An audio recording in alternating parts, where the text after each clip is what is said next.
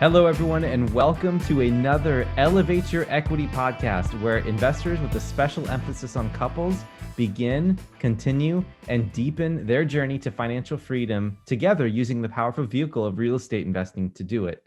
And we were so excited to have a fantastic guest on the show today. Today's guest is Josh Ferrari. Josh has been a licensed aircraft technician for the last 3 years. According to him, being an aircraft technician is fun, but requires meticulous attention to detail for the safety of the flight crew. He has never had any aircraft required to be reworked due to unsatisfactory work. So, this attention to detail allows him to be the expert needed to run multifamily assets. Josh's ability to manage other people's money as a financial coach positions him to be a high-class asset manager and financial investor.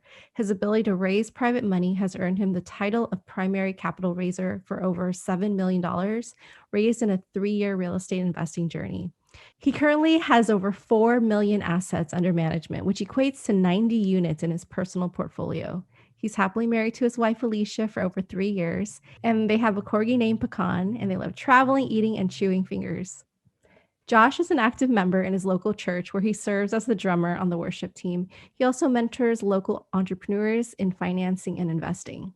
I really loved listening to Josh's story. He has so much enthusiasm and just so much passion for real estate investing.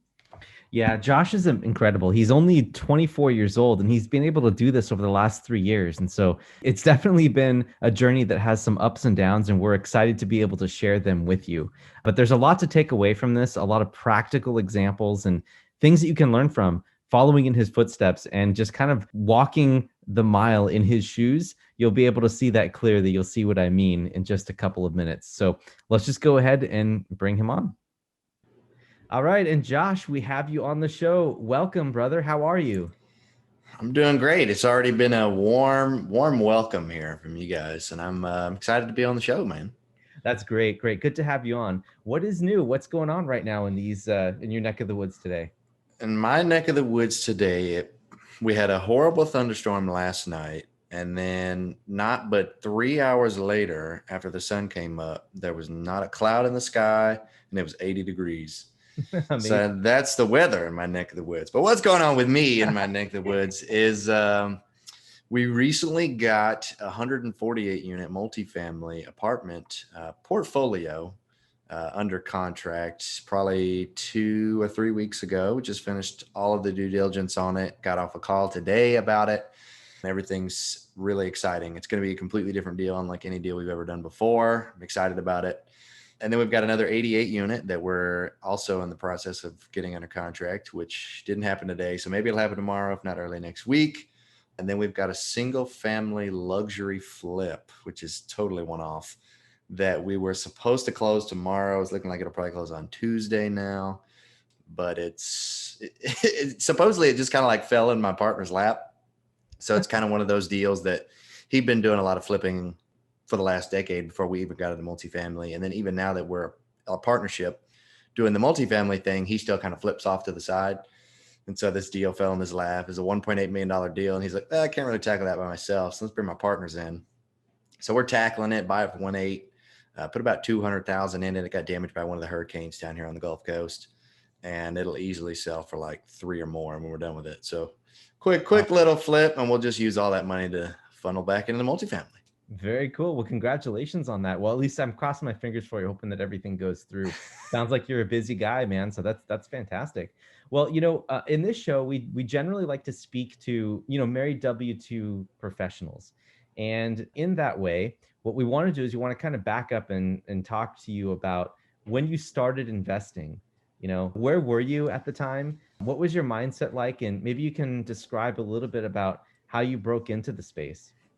Where was I at the time? So 6 months before I ever even found out that real estate was a thing, I was living with my parents, or I had just moved out of my parents' house, just had graduated a trade school. I didn't really go to like college, like a university, but it was a trade school to get my airframe and power plant license to be a licensed aircraft technician to work on planes. And so I just graduated that. Just moved out from Memphis, Tennessee, where my family's from, to move down here on the Gulf Coast to Mobile, Alabama. So I was living down here for about 6 months. Just got married too. Got married in November of that year. So it's Congratulations. thank you. Thank you. So it's freshly married, freshly at the house, starting what I thought was going to be this long-standing career in aviation. And then my dad calls me up some weeknight in January of 2018. And he tells me, hey, your mom and I have some news basically. And I was like, okay, like where is this headed? And they're like, your mom and I are about to spend $40,000 to buy this course that's going to teach us like everything we need to know on how to flip houses. And I was like, what the, how to flip houses? Like, first of all, where did this come from? Where's the $40,000 coming from? I know you guys aren't like Wow. independently wealthy. What the heck's going Oh on, you man. know? And it ended up being this like 4 hour long conversation. At the end of the call, my interest was piqued. Like at the sheer thought of real estate investing. Like, holy cow, they're doing this. Granted, I don't have $40,000, nowhere near, but I could potentially like at least start learning about this to see what's possible. So he told me to read Rich Dad Poor Dad. He handed me a few other books. I think I ended up reading like 40 books that year. I was 21 at the time. It's more books than I'd ever read in my entire life. I was going to 3 different local real estate meetups, and I was listening to all the podcasts I could. And he told me about Bigger Pockets, started listening to that. And then that kind of funneled into a bunch of other podcasts. So I was just basically trying to learn everything possible. And so to answer your question about like the mindset, my mindset when I started, the trade school and then got into aviation, I just always thought that, I was going to work till I was like 65, retire out on a farm. My wife and I really want to kind of own our own little, nothing like high stress or high need, I guess, but we always wanted just a little farm, a couple chickens, maybe a cow, pig, just a couple of things with a lot of land. That's just always what we wanted. So I saw myself retiring with that, having a couple kids and just being in a ton of debt. Like maybe I'd be out of debt at the time, but I just always thought like, I'm going to have these things and I'm going to have the 4-wheeler and I'm going to learn. I'm going to get my pilot's license and I'm going to own an airplane. Like I wanted to do all these things. And I was like, I'm just going to be in debt. That's just the way it's going to be. I'm going to make $150,000 a year as an aircraft tech, peaking out. And it is what it is. The American dream, be in debt, but still get, still have all this stuff that I want. That was my mindset. And so when my dad started telling me about this, and when I started reading some of those books and figuring out like, holy cow, I can make more than my annual salary in like one deal. Like 1 or 2 deals. I could make 40, 50, 60, $100,000. I'm like, this is insanity. How do people do this? How is this possible? So at that point it was like guns blazing. I had to go full speed ahead to learn everything that I could about this niche of real estate so that I could kind of transition over into that and get out of the W-2, even though I would have only been in for like 6 months. Wow, man. Great story, dude. Thank you so much for that. And if you don't mind me asking, we can obviously edit this out if you don't want to say, but how old are you right now? I am 24 right now. Oh my gosh. Wow. Okay. That's amazing, dude. You've got some great stuff and a long runway ahead of you. I'm very, very, very jealous, to be honest. But I'm very happy for you as well because you've definitely found the right niche. And what I wanted to do is let's back up a little bit more and dig a little bit deeper into when you started. Would you say at the time when you got invested in real estate or got started to learn about real estate investing, when people start, there are people that kind of are casual studiers of the art and the science of real estate investing. And then there are people that just jump in completely. And what I wanted to ask you is what was that motivating factor? Was it purely financial? Was it emotional? What did you discover in reading some of the early books and, talk in the early conversations with your mom and dad about this? And maybe you can dive into that a little bit to help us understand what your motivation was. I think the motivation was family, the family that I didn't have yet. I mean, I had my wife. We were the start of what we knew was going to be a big family. We've always wanted a good handful of kids, but obviously we didn't have any kids yet. And I was like, the fact that I was okay with being in all that debt, having that, looking back at it, it's like, why on earth was I ever okay with that? Like, that's horrible. What if I had passed away and like left my family with all of this debt? That is terrible. So I think it was family was kind of the motivating factor to like continue pushing forward. But as far as whether it was, like logistical or emotional, I think it was definitely emotional. I think it was the emotional attachment to the family that was going to be, that wasn't yet.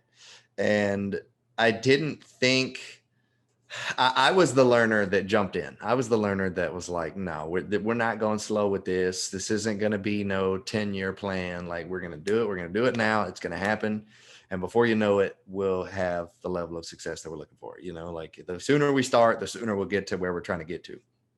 So I jumped right in and didn't really take into account all of the like sacrifice that was going to be needed, because we had November 12th was when we got married. And then we went on our honeymoon, didn't really get her settled in and moved to the house until December, like early December of 2017. And then mid-January 2018 is when I like was jumping into real estate. So we were like barely married, and I had not even slightly taken into the account what real estate, like how much time it was going to take to learn all this stuff, do all this stuff, and end up being successful. So I feel like, looking back, I'm glad I started then, because now it's like, now I'm coming to the point where I have a little bit more success underneath me, and we're starting to see some of the fruits of our labor, and I can spend a little bit more time with the family now instead of on the business. But looking back, it was tough. Doing that day in and day out without really seeing anything for a long time. It took me 2 years before I ever saw a dime of profit from any investing we did. So like doing that day in and day out, that was super time consuming, not seeing my wife as nearly as much as I would like. It was tough. Thank you, Josh. So, yeah, a lot of our listeners are couples who are starting this whole investing journey together. Now, your situation is so special because you just said, hey, not even, like not even through the honeymoon stage yet, right? And what were the conversations that were happening, and how, what were kind of the things that you guys had to really understand and smooth out while you were discussing, like, well, she's watching you go full force on the investing journey. What was she thinking, do you think? I think we've had some of these conversations, and she didn't really know what to think. She wasn't really into the whole real estate thing. She's wasn't into like the entrepreneur lifestyle. Not to say that she just wanted to work, a W-2 her whole life. Her dream was always been to be a stay-at-home mom. So we had always thought, back to my initial mindset, that's why we would be in so much debt, because I'd be working day in and day out, but it doesn't matter because we got all these kids and we wanted all this farmland and all this stuff. That's just the way it was going to be, because she was going to be a stay-at-home mom. And so she never really was into like the investing or the learning. She didn't really go to a lot of the like meetups with me. She was a lot more on the like supporting side.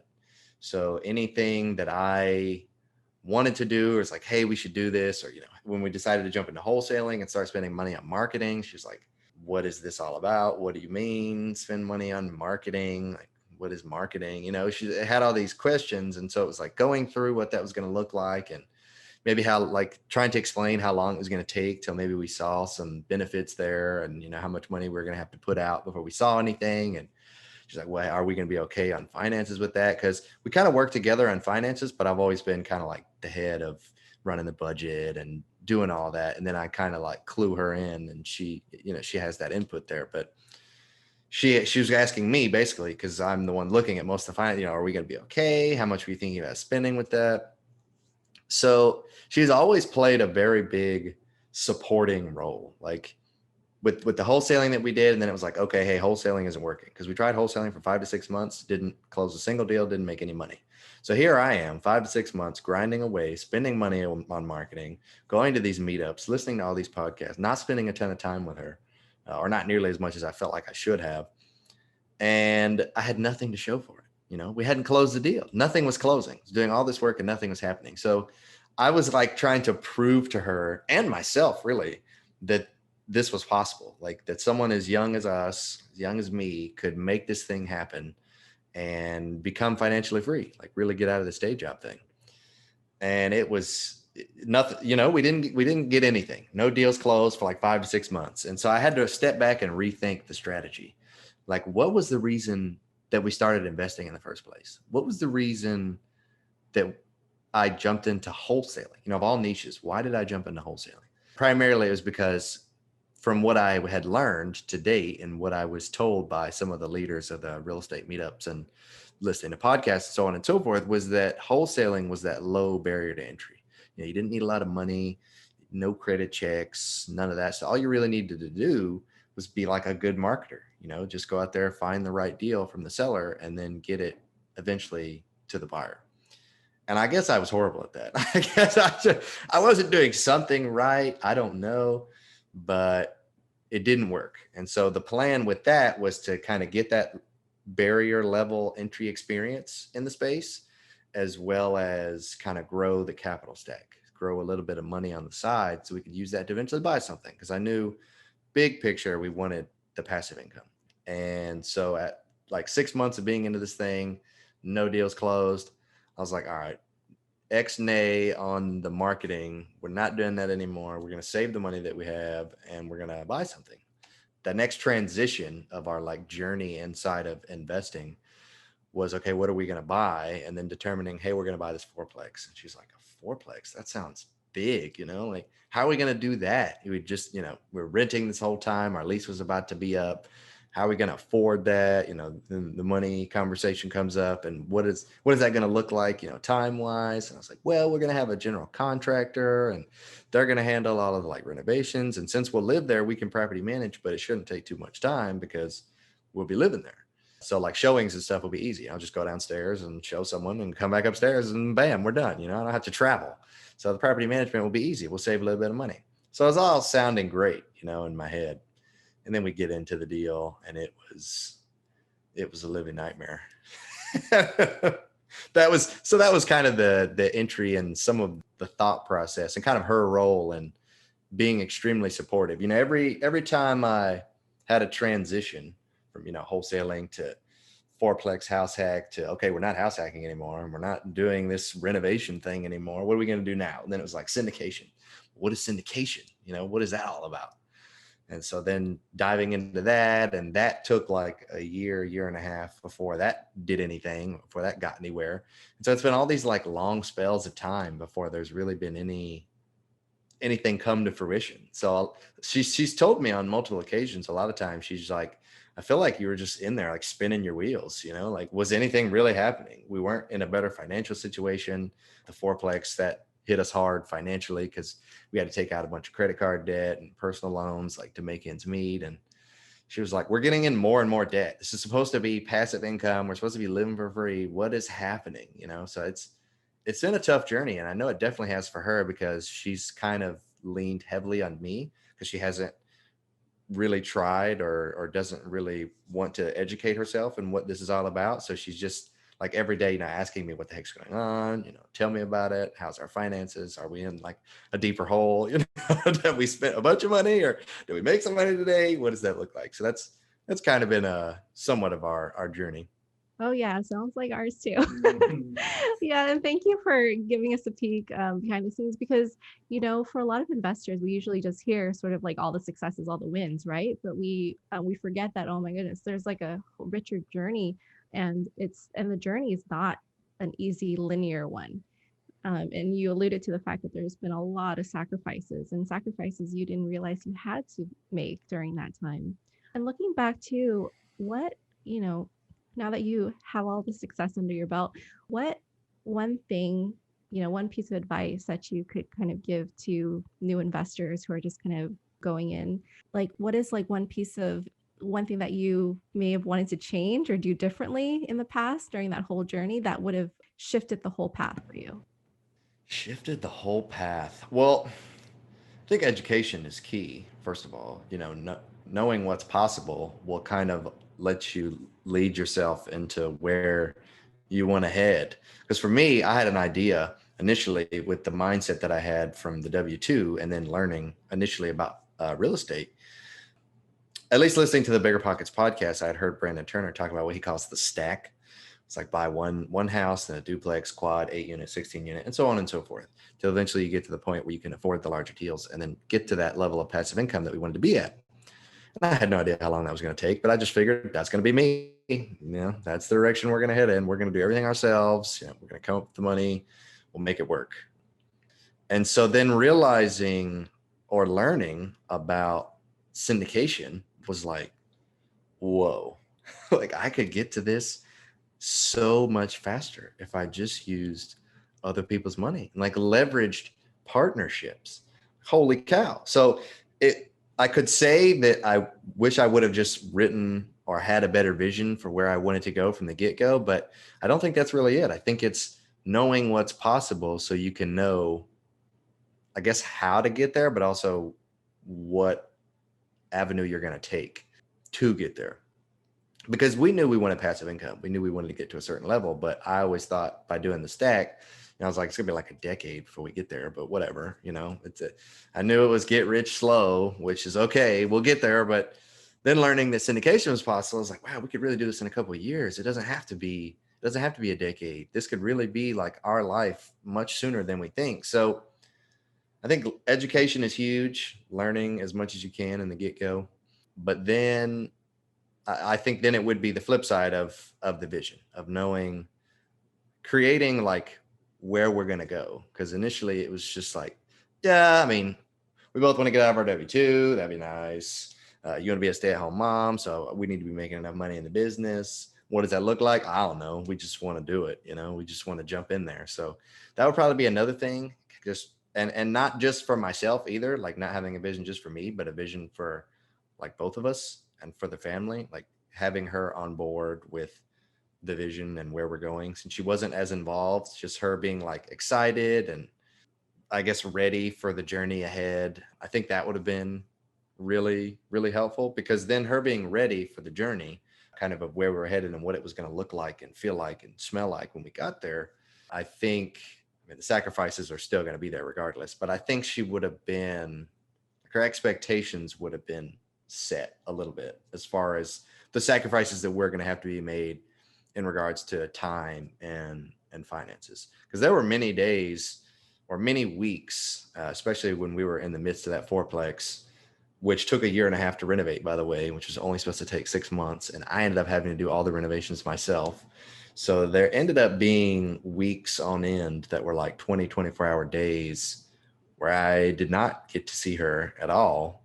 Even though she was like right upstairs, I was downstairs hammering away, sawing, making phone calls, listening to podcasts, trying to learn everything I could, do everything I could, so we could start making some money, or not even make money, but like get some leeway, because when we bought the fourplex, it was in complete shambles and none of the units were livable.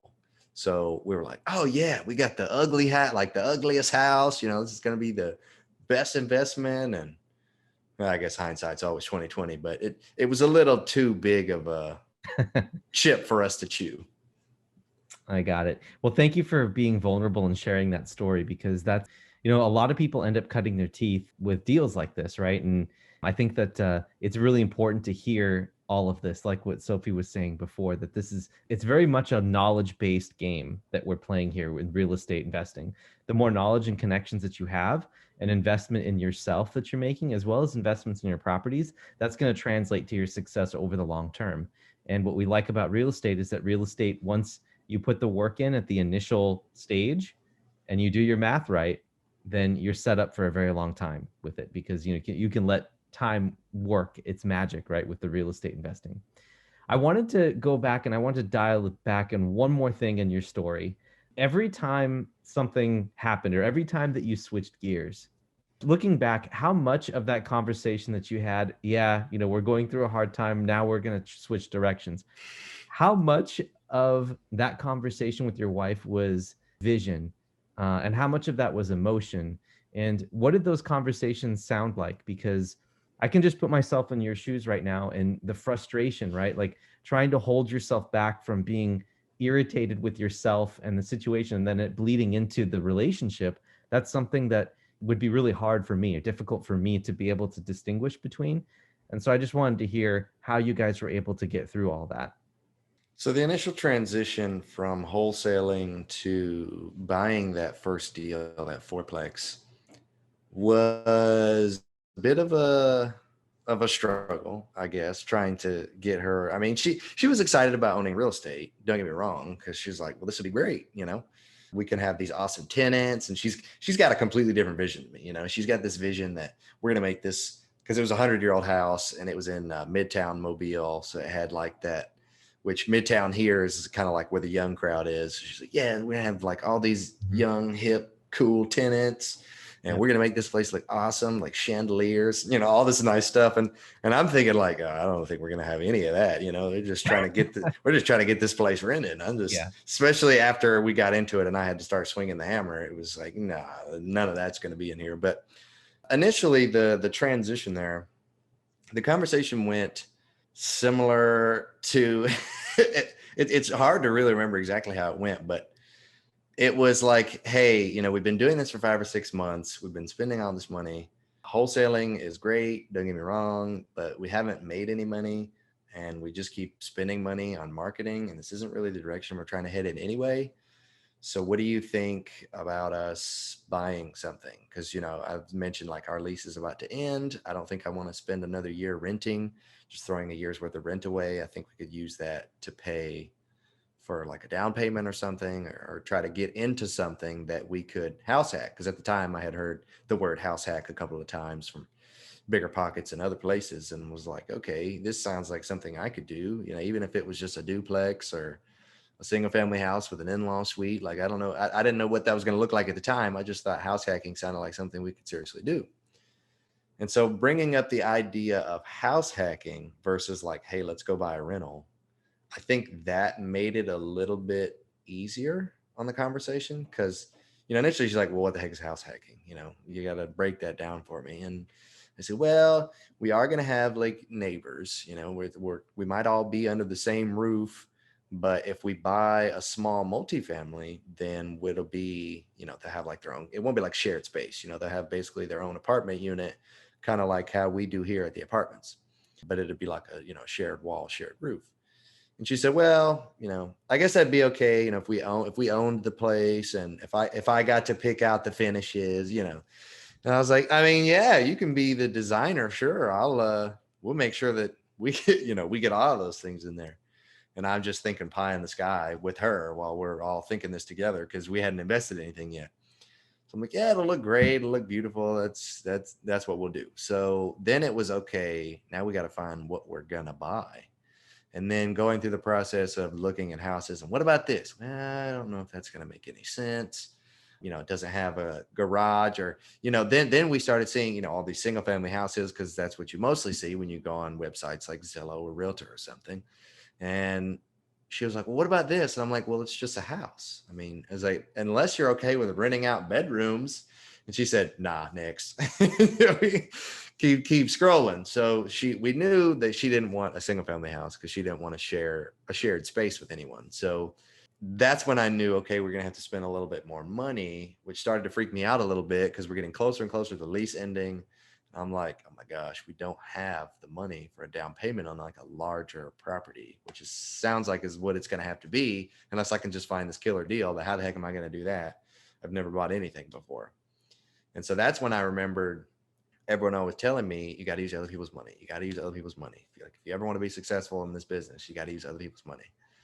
And I was like, well, I know my dad is investing in real estate.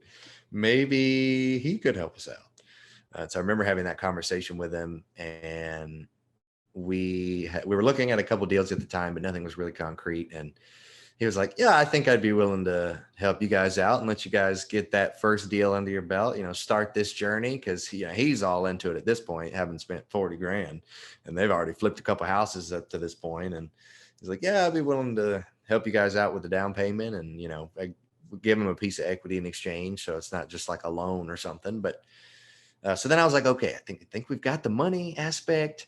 And I was diving deeper into like loans, found out the FHA 203K loan was the way we were going to go. So we didn't have to worry about renovations either. And so we're getting excited. Alicia's getting excited. I'm getting excited. Like, this could really be possible. We might not have to come a lot of money out of pocket. It'll just be some time, but we'll be there at the house anyway. And so that's when we found the fourplex. We actually found it on Zillow. And it, in hindsight, now I know why we found it on Zillow, because it maybe Okay. wasn't the best deal ever. We didn't lose any money on the deal, but it was, man, it was a living nightmare. And so we got into this deal. We got all excited about it.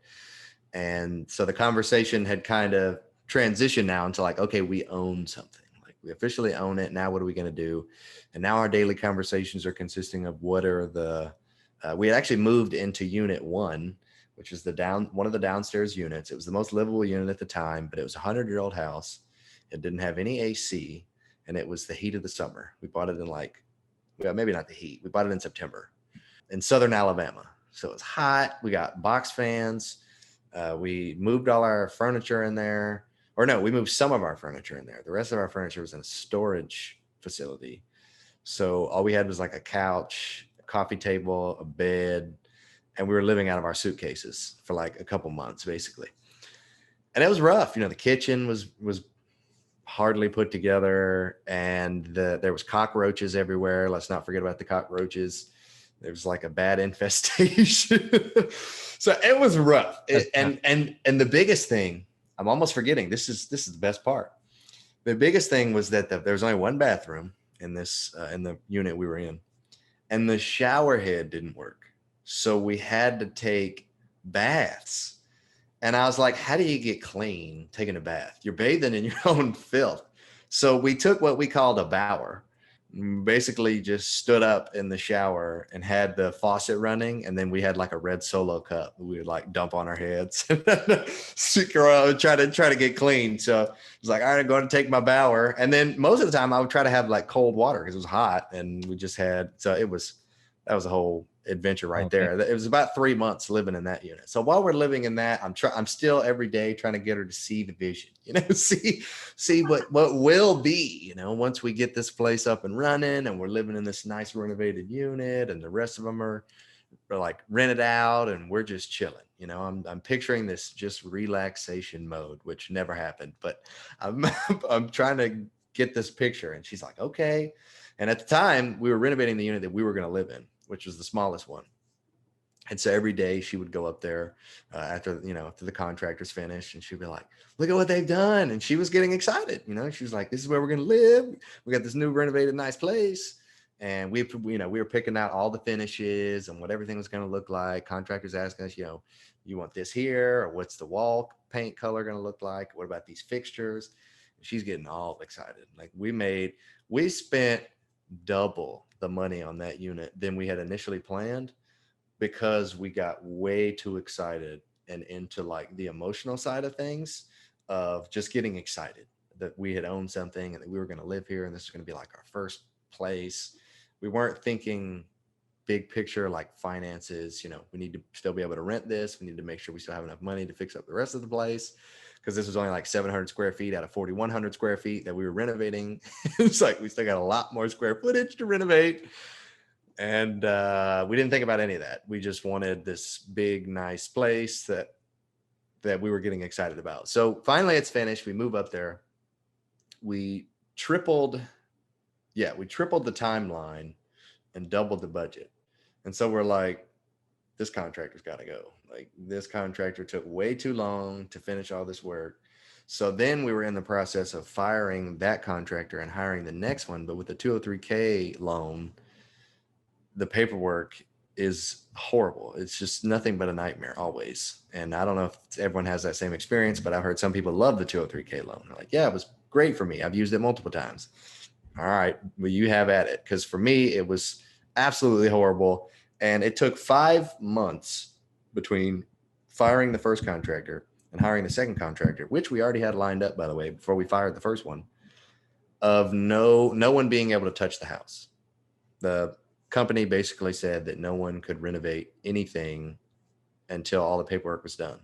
I was like, there is zero chance that I'm just going to sit in this house for 5 months and nothing happened. So that was when we started getting into a bunch of credit card debt, and we started getting personal loans because they wouldn't give us any money because they said no one could work on it. And I was like, well, if we can just scramble up the money to buy some materials, then I'll do the work myself. You know, if I can fix airplanes, I can fix a house. that was my thought process. So I went to YouTube University and figured out how to do a whole bunch of things. But basically, we got really excited, moved into it. I kept trying to get her to see this vision.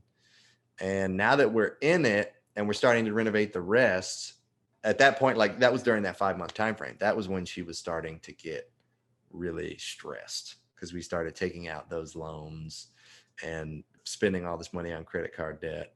And she was like, are we okay? We're spending more and more money. I thought we only were going to spend what was in the loan. I'm like, yeah, but we'll get reimbursed. You know, when this is all said and done, we can get reimbursed and everything will work out and be okay. Well, when it was all said and done, we ended up going like $40,000 over budget. But at the time, we didn't know that. And I was like, everything's going to be fine. You know, we're going to get this place up and running. And it was like a constant battle of me, first of all, never being there. So I was like hardly there to really comfort her and like let her know what was going on. But then also, so during that time, she's like stressing, you know, she's thinking about all the negatives and the what ifs and what if this place, like, I don't know, catches fire? Like, what are we going to do? Or what if we have to put more money into this? Or that we found out almost from the get-go after having bought it that the foundation was bad. So she was like, well, what if the foundation just gives out on us? Because it was a crawl space, this 100-year-old house. You know, what if we just collapse? And what if this happens? What if it was all these like bad, horrible scenarios going on in her head? And I just had to keep trying to combat them, you know, one after the next. Yeah, I was the optimistic one, like, oh, it's going to be okay. We're going to make this thing happen. You know, I'm down there. I just finished the floors, you know, I just finished painting the living room wall. You want to go check it out? I'm trying to like get her excited and make her come see what all the hard work has been. And it worked a little bit, but it was tough. Yeah, there's no way around it. That is definitely one of those properties where you earn your keep, man. You know, it's tough. And sometimes, you know, Sophie and I, we've gone through this too, where you're just struggling to get back to even. And sometimes that happens. But for the most part, whenever you're struggling to get back to even, that is when you're learning so much about real estate investing and rehabs and costs and handling contractors and loans. And so it's almost worth that. It's like your tuition, you know, that's the way you got to think about things like that, right? Is that how you guys Right. kind of handled it after in the end? So that's the way I've always thought about it. I honestly don't think that I'd be where I am today if it wasn't for that experience and if it wasn't for her being there as like my why, like my reason to keep going. Because if she wasn't there and it was just me and I was just some single dude trying to fix this place up, I'd have been like, man, screw this house. You know, freaking dad paid for the mortgage. He can worry about it. He can worry about the dang house. I don't care. But the fact that it was like, no, I'm doing this for my family, for my wife, and for our future kids. We're creating financial freedom right now so I can leave a legacy and live Yeah. and actually be a dad. Because I think I realized really quickly after I got into real estate that working a W-2 wasn't my dream. It wasn't always what I wanted to do. It's what I thought I always wanted to do. But at learning more and more about the possibilities of entrepreneurship and self-employment and kind of that lifestyle was like, this is the lifestyle that I was meant to live. Like I was meant to be a present dad. I was meant to be there at all the swim meets and the ballet practices and the soccer practices. And even if they do none of that, meant to be there playing video games with them or outside, you know, doing whatever. Like I was just meant to be there. And I couldn't do that if I was working the W-2. And so it was like, what wasn't even yet, what hadn't happened yet, the kids, was in my mind, as well as what if we never have kids? Well, still doing this for Alicia, still doing this for us. We're going to travel the world if we never have kids. You know, we're going to do this stuff because we can, because we have time and we're not strapped to a job. Excellent. Yeah, that vision is what's supposed to drive you and your spouse through anything, through everything. And honestly, like it's given you rocket fuel, so to speak, right? I mean, it's given you your why, the positive attitude, and it's given everything that you just talked about, right? From age 21, it's given you the perspective to say, I'm going to learn everything I can learn as quickly as I can. I'm going to find a way to get this fourplex done. And then once you're in the fourplex, you're like, I'm going to figure this out. And now let's get past that. I want to talk about the scale into multifamily, right? There's a lot of people out there that are starting off investing in real estate, right? And they're in W-2 positions just like you and I. Actually, do you still work a W-2? Yep, still full-time aircraft tech. Me too. That's right. So for those W-2 people out there, right, and are looking to start or even scale into multifamily, right? You've had very impressive track record over what you've been able to do over just starting in the last 3 years. Like that whole experience that you had with the fourplex, that's a 5-year experience. That's like okay, this happened. We're taking a break for a little while, but yet you still are moving through it, which is incredible.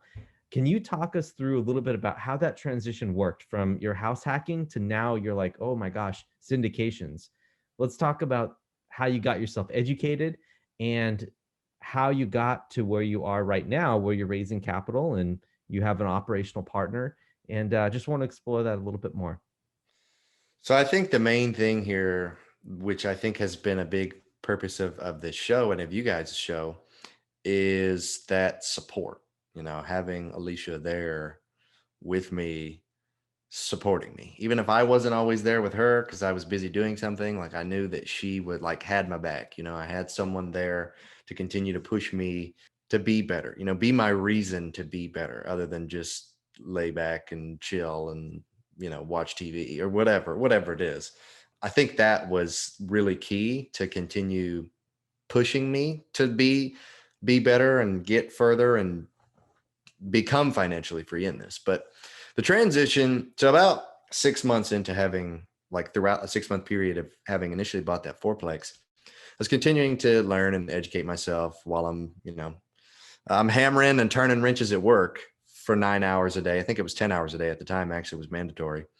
And then I was coming home for another 8 hours and turn more hammers and more wrenches and pipes and laying floors. And it was rough, but basically all day fixing stuff.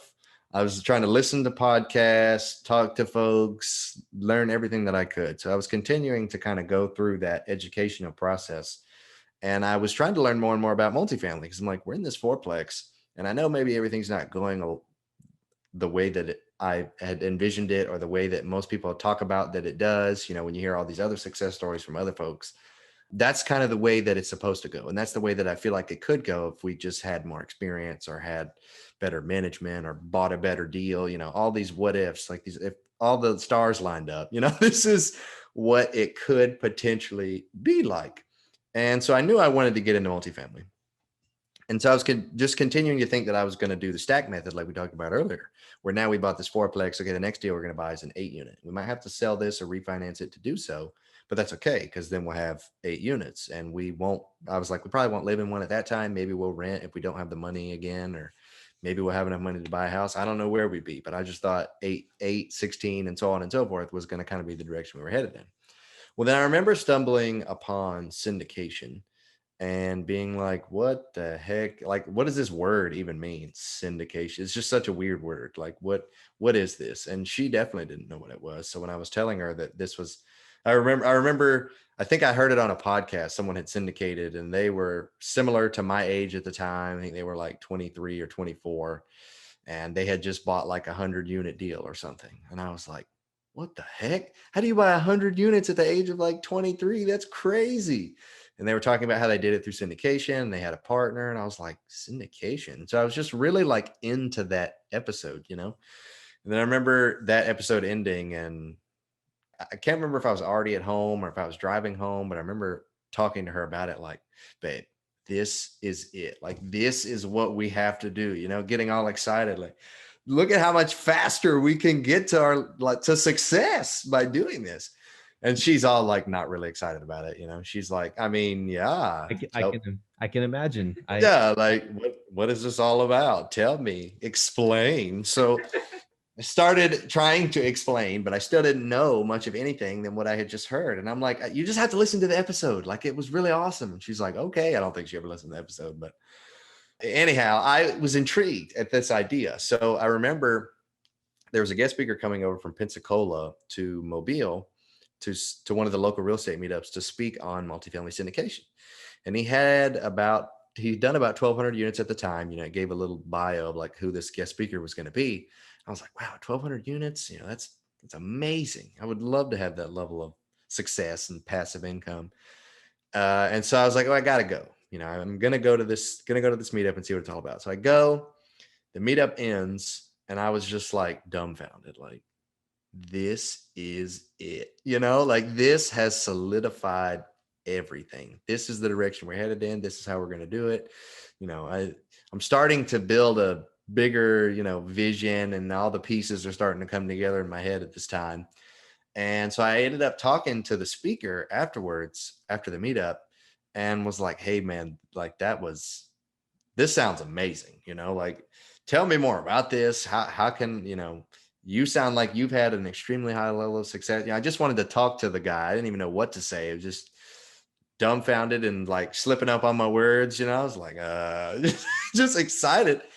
And found out that we actually both had aviation in common. He was actually a naval helicopter pilot. I was like, and you do that full time and you got 1,200 units? What? Then I'm thinking like, holy cow, this really is possible. Like, you're speaking my language. So that was kind of how we clicked. And then he let me take him out to lunch that next week. And he's kind of been like my mentor ever since. So he's been my like this organic relationship. He's kind of been my Q&A mentor. Since it is an organic relationship, he's not like actively looking on how to like better my business and better me. It's more so whenever I have something that I'm looking to get answered, as far as, well, how do you do this? Well, how do you find deals? How do you raise money? What does this look like? What systems do you use for this? He answers those types of questions like, well, here's what we do. Here's what I think you should do based on the direction that you're headed in.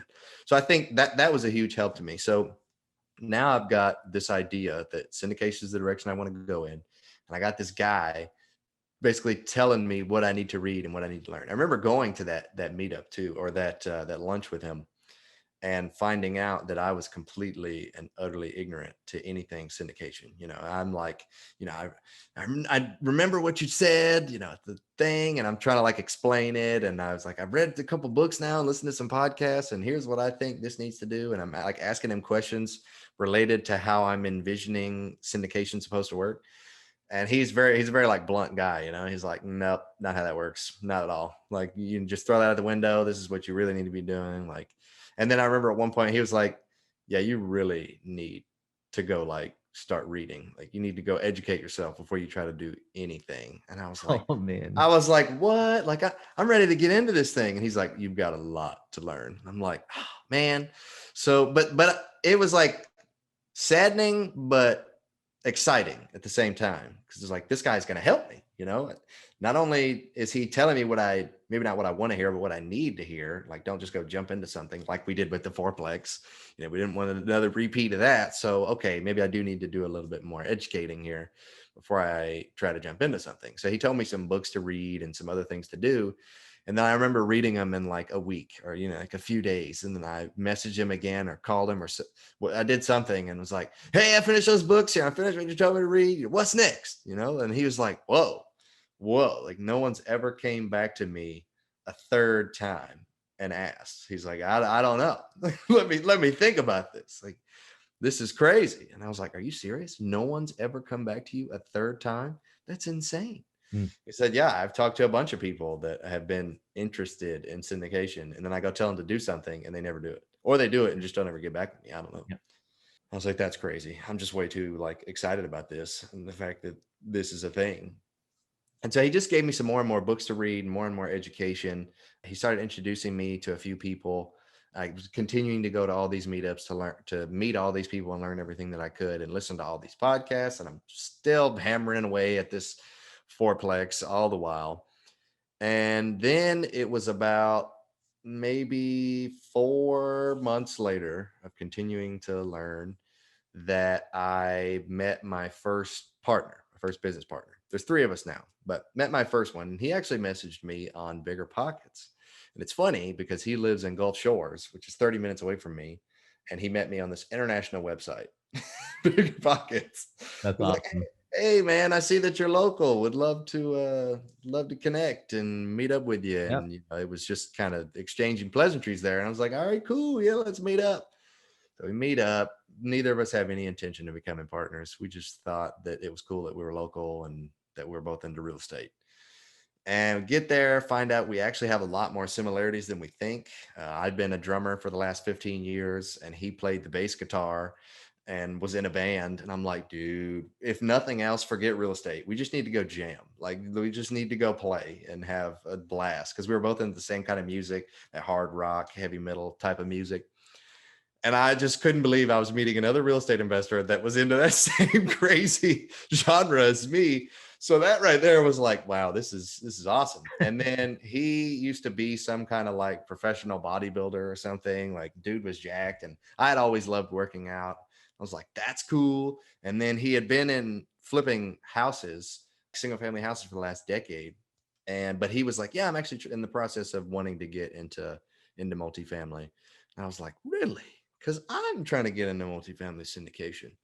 And so it was like all these similarities. And then we started talking about like skill sets. Like, well, what is it that you even like to do, in real estate? And he's like, well, I love the asset management side of it. I love like the financials and managing contractors, like putting all that stuff together and like watching the turd get shined into like this diamond or whatever. And I was like, well, thank goodness you love to do that, because bro, I've been doing this fourplex and I hate all of that. Like, I Yeah. hate all of that management. It's like, but what I do like is talking to people. I like, from what I do know, I like educating folks on what's possible and talking to people. And at the time, I had never like raised any money, so I didn't know that I like to raise money, but was like, I just like the relation side of things. And he was like, cool, because I'm an introvert. I was like, how are you an introvert? You like managing stuff? And he was like, I'm weird like that. I'm like, okay. Well, we ended up ending the conversation, and neither of us still really thought that we were going to be partners even after that. And so 2 months went by and we didn't really talk to each other. And then 21 unit single family portfolio came across his desk. And I remember him calling me up and saying that he's like, hey, this deal came across my desk. I remember like meeting up with you, and we were both trying to get into like multifamily. And I remember you talked about like syndication, raising money, and this kind of checks all the boxes for like syndication. Just so happens to not be one roof with 21 units. Instead, it's 21 roofs. And I was like, I mean, yeah, it kind of checks all the boxes, and it's in the market that we like, and the numbers made sense. I was like, all right, let's do it. So that was kind of like the beginning of the partnership there. And then we ended up doing that deal. And then we had another deal, that the 42 unit, which was actually the first multifamily. That one took like another year to find. Like, even though we had done what we thought was like a legitimate syndication, still no one took us seriously. Still, they were like, well, you haven't done multifamily, you don't know what you're doing. You're still just, I don't know, a noob, like video Yeah, game terminology. I completely understand. And that's actually a really big deal, because when you're starting out, you're talking with brokers and lenders, and these are people that are used to working with folks who have done deals before. And when they look at you when you're starting out and you don't have a track record, that is something that is one of the biggest hurdles to overcome in the beginning. And so working with people, and having relationships in that is something that you guys obviously took advantage of, and persistence. You just had to, I hate to say fake it till you make it, but generally that's the way that it goes when you're working with your first multifamily, right? Yeah, no, absolutely. And then the first deal that we got, the first like multifamily deal, actually came from my mentor. It was actually his deal that he was selling. I remember he There emailed you go. us, Yep. he emailed me in August of 2020 and said, hey, I know you've been trying to get into multifamily. I know you've been having a tough time like finding a deal, but I know you found this new partner, and I think you guys are like an awesome team. So I wanted to see if I could help you out. And I'm like, where is this headed? What's he about to say? And he said, I got this deal in Citronelle, which is about 20 to 30 minutes north of Mobile. And he said, I'm looking to kind of eradicate or kind of get out of this partnership that I'm in now. We got into it like 4 or 5 years ago, and it's kind of went sour since.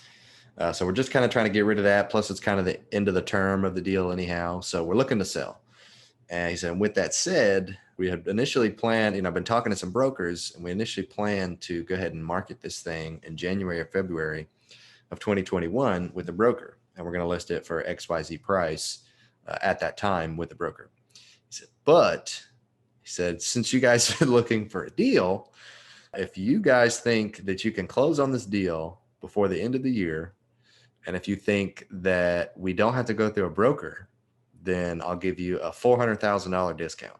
And I was like, deal, like, I'll take it, I'm taking the deal. And so I remember being so ecstatic going to Reggie, my partner, and being like, bro, we got this, like, Jeremy just told me about this deal he's trying to get rid of. And I've always been the optimistic one in the relationship. So I was like so excited.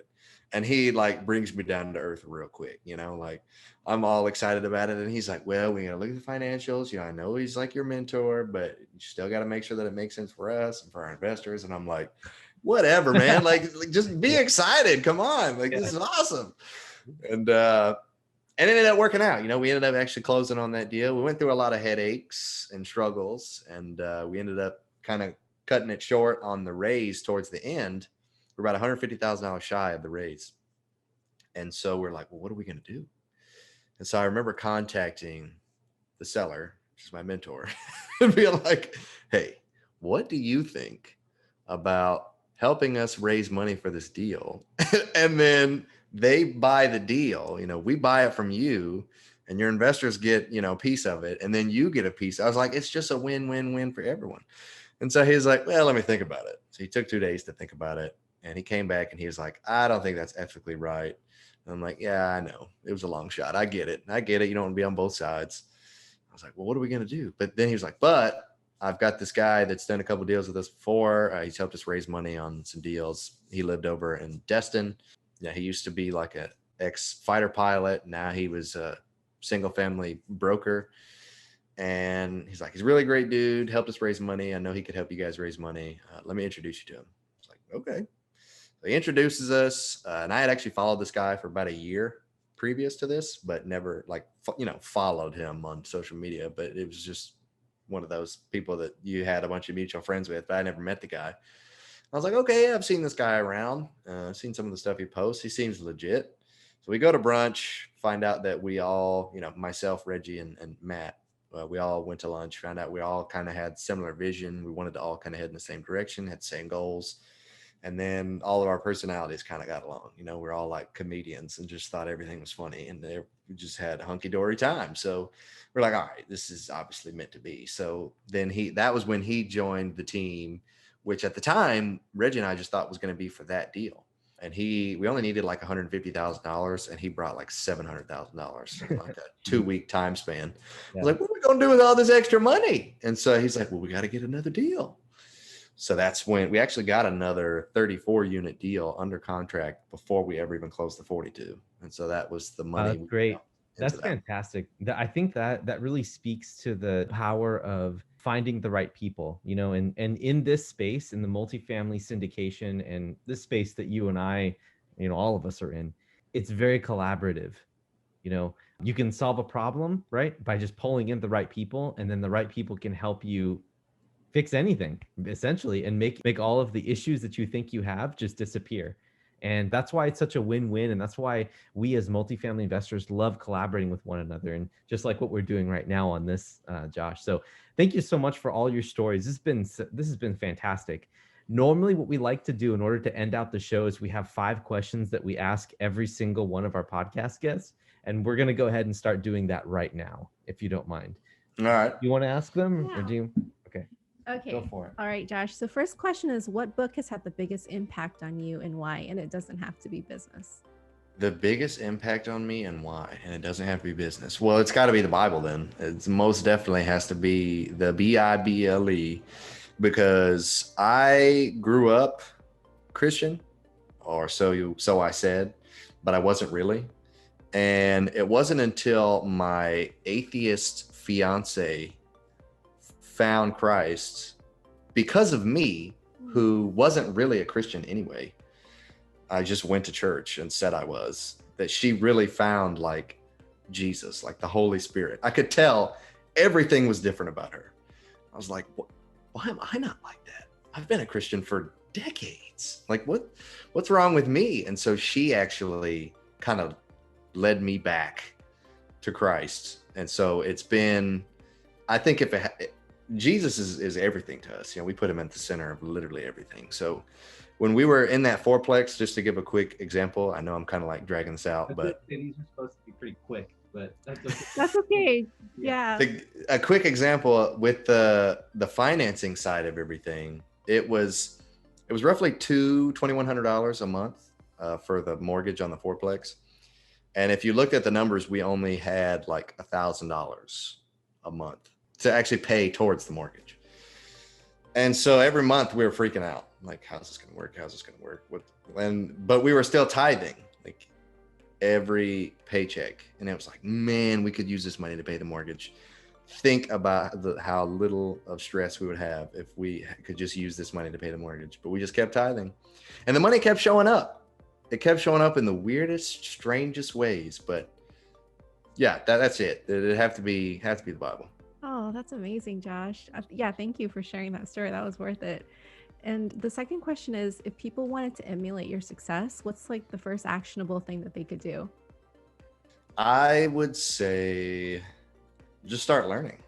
I think is the first thing I did was I probably spent about 2-3 months just learning, reading as much as I could, because once I figured out what was possible, that's when I knew, okay, what do I need to do about it? Awesome. And then next question is, what small thing do most people not know about you? What small thing do most people not know?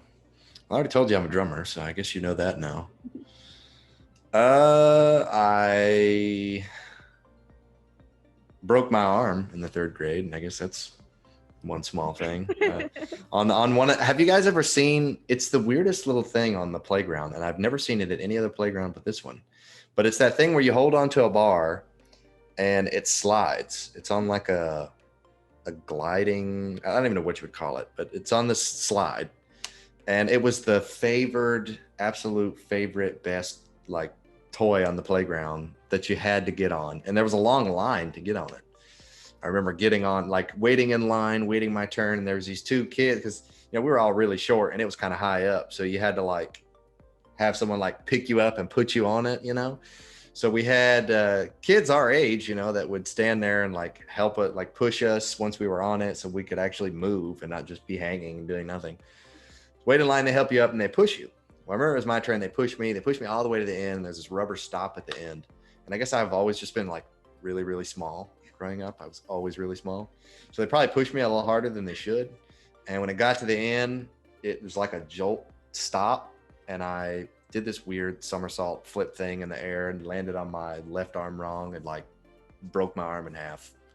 Oh, it was rough. Poor guy. Yeah. So young too. But when you break it that young, it heals pretty fast, right? Yeah. It did heal, yeah. Has to. All good now. And how do you like to unwind and restore your creative juices? Unwind. Well, my wife and I really like to watch movies. We really like movies. We're like movie fanatics. So movies kind of help me, like, I guess, de-stress, but then also the outdoors, where we really, really love the outdoors.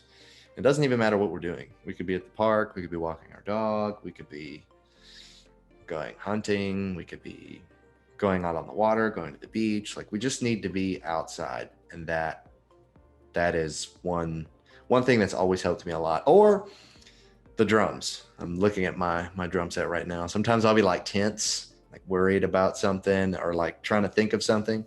And I'll just get on there and play like a hard rock song, and I'll be totally de-stressed after that, which seems backwards, but That's awesome. Yeah, that sounds amazing. And is there something that you and your family like to do together? Well, I had to just say, my wife and I, we really love to travel, really like to see new things. And over the last 3 years of this investing journey, we have not been able to travel because everything has been stressful, money's been tight, We haven't had time. We got to keep working at W-2 to make money. So here recently, over the last couple of months, we've had a little bit more money and a little bit more time to do a little bit of traveling. So we've traveled a little bit, and it's been just like having new adventures. I think the experience, maybe it's not even like traveling, maybe it's more so having these experiences with each other has been amazing. Very cool, man. Awesome. Well, very well done. Thank you so much for coming on. What I would like to do right now is I'd like to just open the floor up to you, Josh, and you can just let our listeners know exactly what's going on with you, how they can get in touch with you, and how they can learn more about what you and your partners provide in your company. Yeah, well, I mean, we're multifamily syndicators, so we primarily just source and manage deals, which are typically multifamily, whether that could be apartments or mobile home parks. We don't actually own any mobile home parks right now, but we are definitely interested in potentially buying one. Primarily, it's apartments now, though. And so, a way that most people typically, partner with us is via passive investment or something of the sort. So primarily, I guess the best way to find out more about exactly what we do and exactly who we are is to just go to our website at ferraricapital.com, and you'll see everything there. We've got our podcasts, our newsletters, our ebook, everything's on the website. Excellent. Well, very cool, Josh. Thank you so much for being on the show. I had an awesome time. I'm pretty sure that you did too. Yeah, it was great. Thank you so much for all of the wisdom and inspiration. And man, you've covered so much ground over your 3-year journey, 4-year journey, 3 to 4 year. Man, just incredible. Really great. And still doing a W-2. I can totally relate with that as well. So that's amazing, man.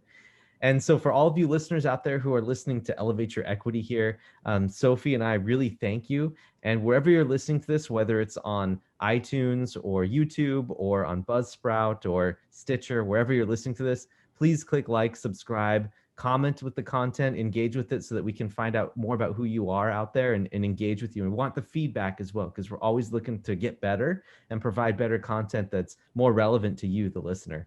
And also, we like to work those what do we call it?